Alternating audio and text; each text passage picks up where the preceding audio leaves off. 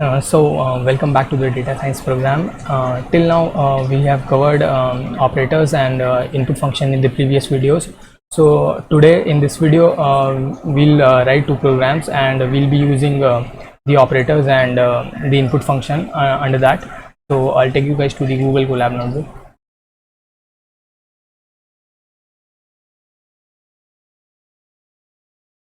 So first we'll write a program to which will do all the arithmetic operations. Perform all arithmetic operations.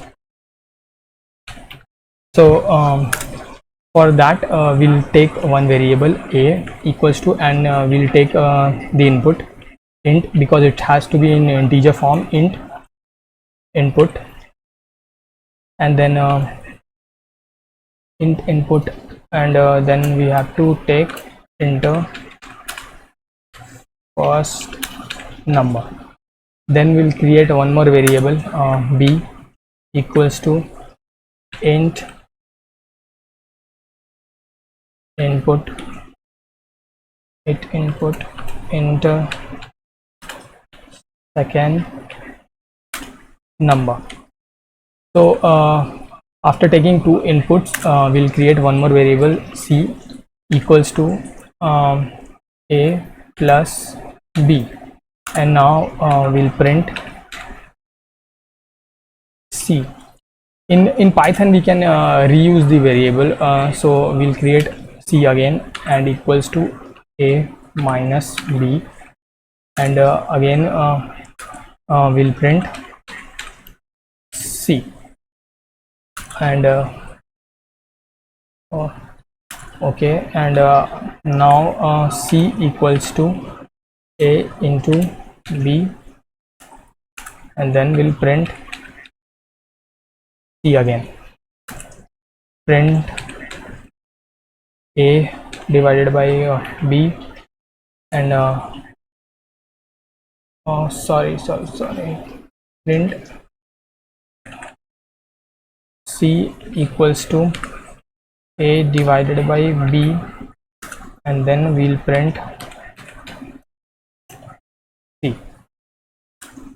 There is two more arithmetic operations. The first one is the modulus. So c equals to a modulus b, and I don't know, there is some issue with my keyboard, I guess. A divided by b, and then print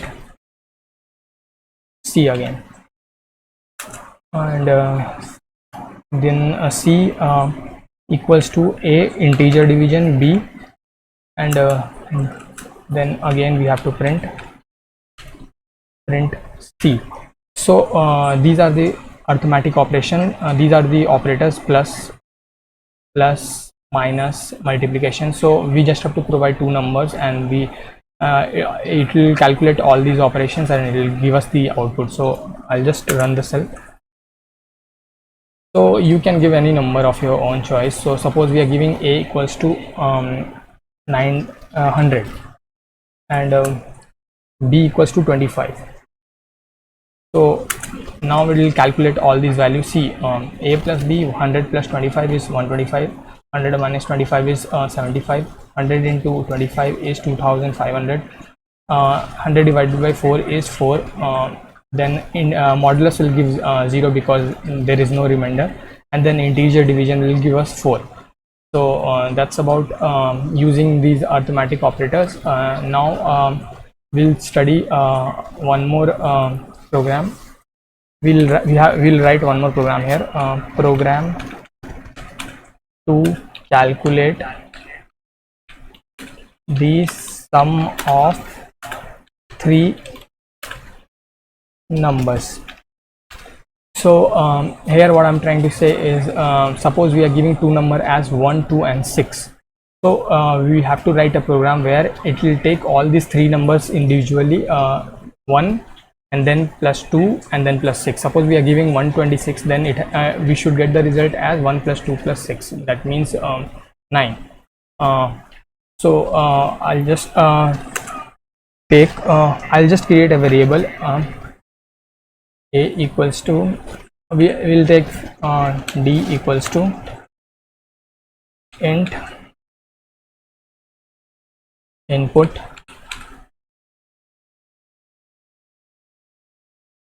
enter the first number. So d equals to int input, we are taking the number in the integer form and we are storing under d. So sorry, we don't have to provide the first number, we just have to provide the number. Suppose we are giving 126, so we just have to take the number. So I'll just keep this as number.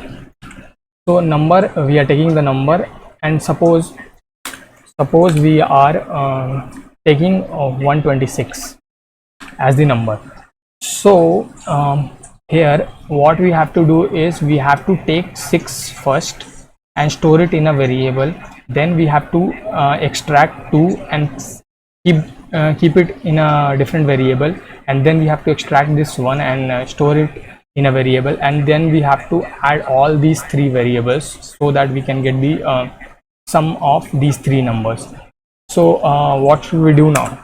So if you do modulus of this number by 10, so we'll get this 6 as the remainder.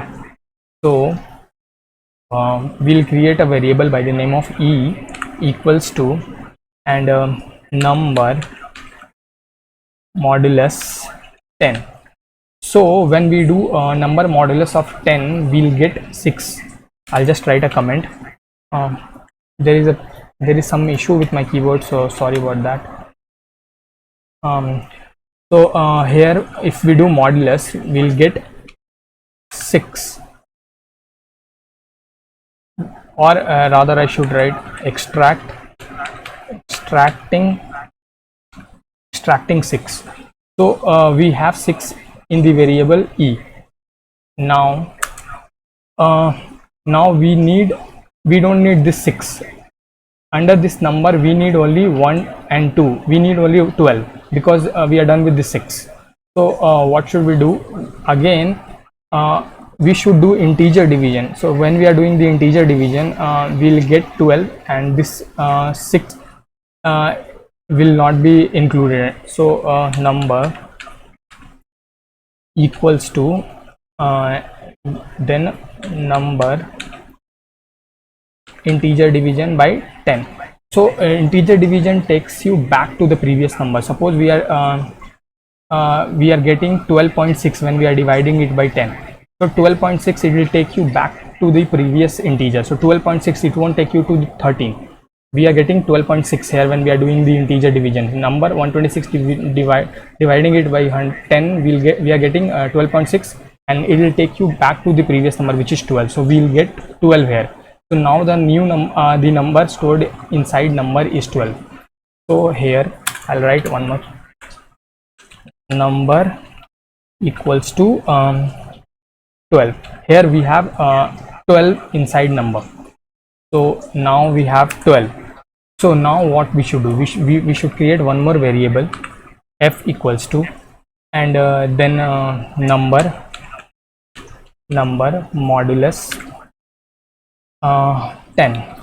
So now 12 modulus 10 will give us 2, and this 2 will be stored in f. Inside e we already have 6. Now under this f we are having 2. So I'll just write comment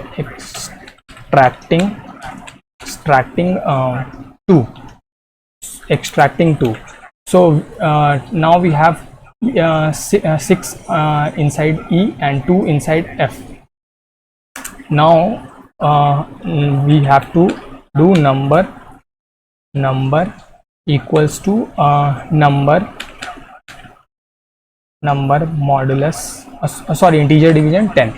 See here we have 12 inside number. So now 12 in here we are doing integer dividing it by integer, we are doing integer division. So after dividing it by 10, we will get 1. So inside n number we have 1. So now we can create one more variable by the name of g equals to number, or you can directly use number also, because you have one inside number. But since we are creating variables, so I am keeping one inside this new variable g. So inside E we have 6, inside F we have 2, and inside G we have 1. Now we have all these three numbers inside three different variables. Now we can add these three variables and we can get the sum amount. So now what I'll do is I'll just there is some problem with this enter key, so sorry about that. Now we'll print sum of the numbers are, and now we'll print this E plus F plus G, E plus F plus G. And now if we try to print, we'll get suppose we are giving 126, we should get 9 as the output. So we'll just run this cell, we'll give 126 and see the sum of three numbers are 9. No need to write this. Sum of three numbers we are getting as, you can give any number of your choice. Now we'll give 5, 5, 5. We should get 15 as the output. See, we are getting 15. So whatever you are writing it under the string, it will come as it is, and the value whatever input you are giving, it will come here. So that's about this two programs. These were the basic programs. From next videos we will dive into the if and else condition, which is the branching condition.